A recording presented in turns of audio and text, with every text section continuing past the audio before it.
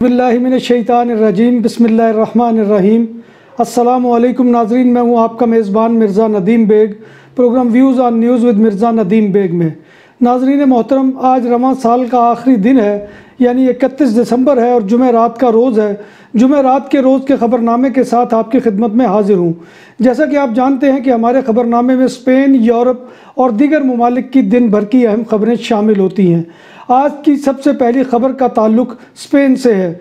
Spain से deport किए जाने वाले तारकीन वतन को अपने आबाई ममालिक में वापस भेजने के लिए हुकूमत स्पेन एयरलाइंस को 10 मिलियन यूरो अदा करेगी। इस बात का ऐलान वजारत दाखिला स्पेन ने किया है। वजारत दाखिला ने एयरलाइंस को कहा है कि वो डिपोर्ट किए जाने वाले तारकीन वतन के लिए फ़्लाइट स्पेशली चलाएँ और इसमें दूसरे मुसाफिरों को मत सवार किया जाए। हुकूमत तारकीन वतन को उनके ममालिक में मुंतकिल करने के लिए टेंडर के ज़रिए एयरलाइंस की तलाश में है। असल ज़रूरत यह है कि परवाज़ें खसूसी तौर पर इस मकसद के लिए हों और इसमें सवार मुसाफिर शामिल ना हो। इस ज़िम्न में टेंडर 28 दिसंबर को खोला गया था और इसकी मुद्दत 1 जनवरी तक है, जिसके लिए एयरलाइंस अप्लाई कर सकती हैं। हुकूमत ने इस काम के लिए 10 मिलियन यूरो मुख्तस किए हैं। गुज़िश्ता रोज़ बुध को स्पेन में 16,716 नए मस्बत केसेस सामने आए और कोरोना के मुतासरीन की मजमूई तादाद 19 लाख से तजावज़ कर चुकी है। वजारत सेहत के मुताबिक अमवात के लिहाज से पिछले चंद घंटों में 247 अफराद की रजिस्ट्रेशन हुई और अब स्पेन में कुल अमवात 50,699 हो चुकी है। कातालूनिया में कोरोना वायरस की वजह से अमवात में कदरे इजाफा हुआ। 21 से 27 दिसंबर तक कोविड-19 से 256 अफराद हलाक हो गए। ये पिछले हफ्ते के मुकाबले में 14 ज़्यादा अमवात हैं। बार्सिलोना में फाइज़र और बायोएनटेक वैक्सीन की आमद में ताख़ीर की वजह से 2 दिन की बंदिश के बाद बुध के रोज़ बार्सिलोना में 4 ओल्ड एज हाउसेज में वैक्सीन दी गई। शहर में वैक्सीन 5 कोऑर्डिनेशन पॉइंट पर भेजी जाती है, जिसमें काबदे मोंटेनेग्रो और अस्पताल दिल मार शामिल हैं और वहाँ से वो नर्सिंग होम्स में तकसीम होती हैं। स्पेन के सूबा कातालूनिया में रिहायशी मकानात की कीमत कोविड-19 के बहरान के फैलने के बाद से 5.8% कम हो गई और फ़ी मुरब्बा मीटर कीमत औसतन 1,833 यूरो है। खैरोना वो इलाका है जहां मकानात की सबसे ज़्यादा कीमतें कम हुई हैं। यहाँ फ्लैट की औसतन कीमत 1,398 यूरो मुरब्बा मीटर है, जो कोरोना की पाबंदियों से पहले के मुकाबले में 8.2% कम हुई है। बार्सिलोना में मकानात की कीमतों में 5.5% की कमी आई है। बार्सिलोना में कीमत 2,072 यूरो फ़ी मुरब्बा मीटर है। तारागोना और लरीदा में रिहाइश गाँव की कीमतों में कमी 5% रही, जबकि इन शहरों में मुरब्बा मीटर की कीमत बिल तरतीब 1,150 यूरो और 819 यूरो हो चुकी है। हस्पानवी सिविल गार्ड ने मालागा में ऑपरेशन के नतीजे में असला और ड्रग्स की स्मगलिंग के एक बैनुल-अक़वामी गिरोह का खात्मा कर दिया और एक बड़ी मकदार में खतरनाक हथियार भी बरामद कर लिए और पुलिस ने इस गिरोह के 3 मरकजी किरदारों को गिरफ्तार कर लिया, जिनमें 2 जर्मन और 1 बरतानवी शहरी है।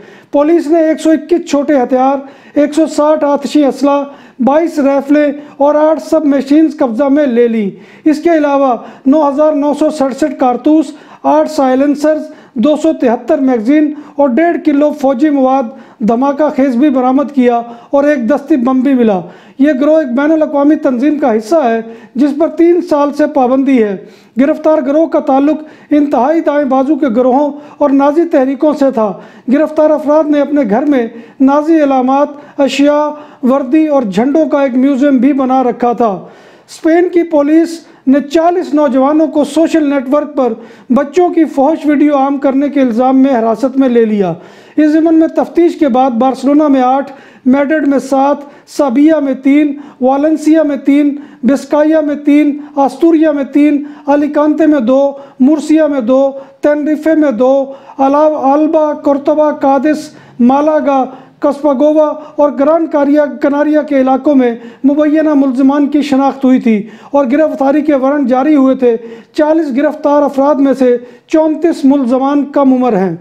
पूरे स्पेन समेत कातालूनिया में भी नए साल का आगाज़ ठंड और ठार से होगा और हालिया दिनों में साल की एक इंतहाई अहम सर तब्दीली आने वाली है।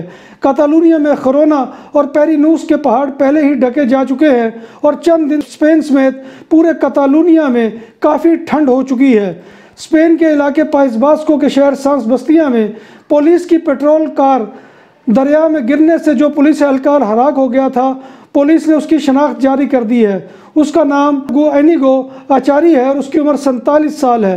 पुलिस अभी तक इस बात की तहकीकात कर रही है कि पुलिस कार दरिया में कैसे जा गिरी। बोस्निया में आतिशज़दगी का शिकार हो जाने वाले महाजिर कैंप के करीब 500 महाजरीन को एक खाली फौजी बैरक में पनाह देने की कोशिश नाकाम बना दी गई।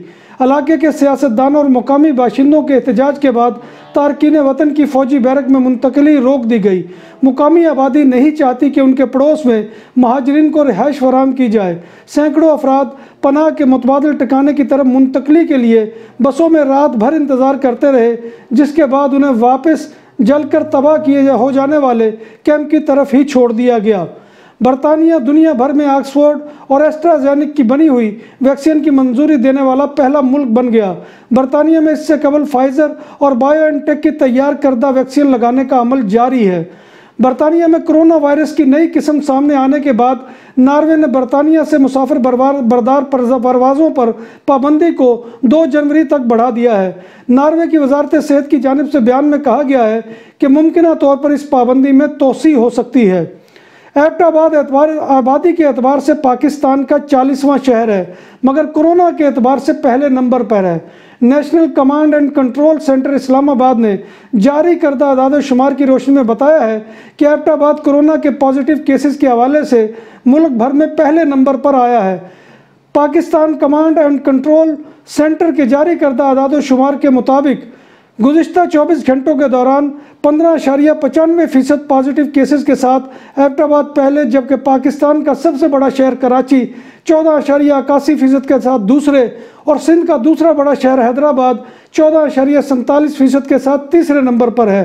एबटाबाद के महकमा तालीम के मुताबिक एबटाबाद में निजी और सरकारी सतह पर कायम तालीमी इदारों की तादाद आबादी और हुजम के लिहाज से पाकिस्तान के किसी भी शहर से ज़्यादा है। इनकी तादाद तकरीबन 1500 हो सकती है, जिनमें यूनिवर्सिटियां, मेडिकल कॉलेज, प्रोफेशनल अदारे और हाई सेकेंडरी स्कूल शामिल हैं।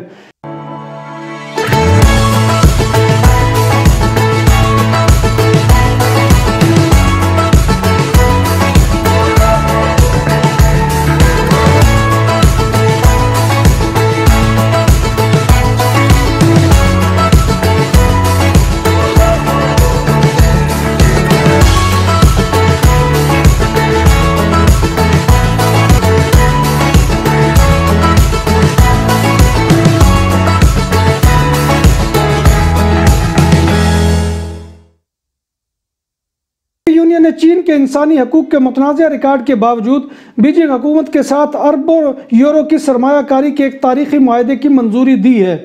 मगरबी दुनिया का इल्ज़ाम है कि चीन का इंसानी हकूक़ का रिकॉर्ड बहुत ख़राब है, लेकिन यूरोपीय यूनियन के रहनुमाओं ने बुध 30 दिसंबर के रोज़ इस ख़राब रिकॉर्ड के बावजूद बीजिंग हुकूमत के साथ अरबों यूरो की सरमायाकारी के एक वसी तर मुआहदे की मंजूरी दे दी है।